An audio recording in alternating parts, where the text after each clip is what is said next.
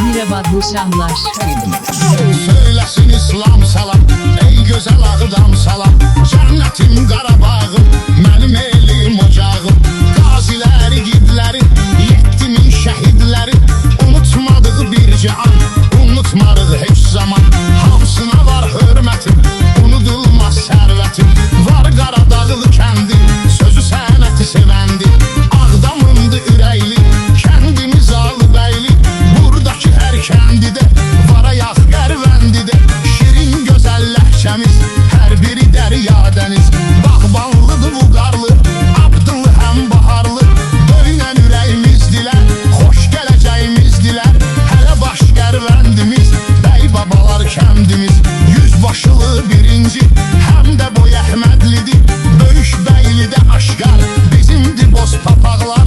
Gözəl məskənim Ağdam, deyərlər ikili İslam. Cəvahirli və cilli, çıraqlı həm şəməlli. Çullu kəndim ürəkli, adı İmam Qulubəyli. Bir çullu Maqsudlu var, çuxur məhlə etibar. Qazanmış hər bir zaman, şəməllimiz mehriban.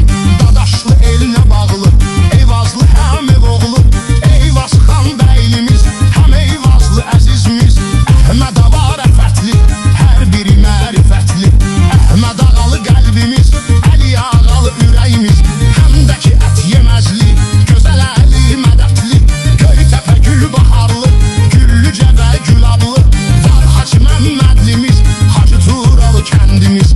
Həsən xanlıdır ünvan, Xıdırlı Xındırıstan. Doğmamızdı əzizdi, Xaçın Dərbəndlimizdi. İkinci yüzbaşlı var, gözəldir ilxıçılar. Birinci yüzbaşlımız, hər biri nur çırağımız. Bizə isalardı doğma, bizim diyardı doğma. Həm İmam Qulubəyli, vardı İsmail bəyli. Bizim Kəlbə Hüsənli, Keşdazlı Kəngərlidir. Ey gözəllı məskən, Ağdam ürəyimizdəsən. Kiçiklik ol qışlağım, canım Ağdam torpağım.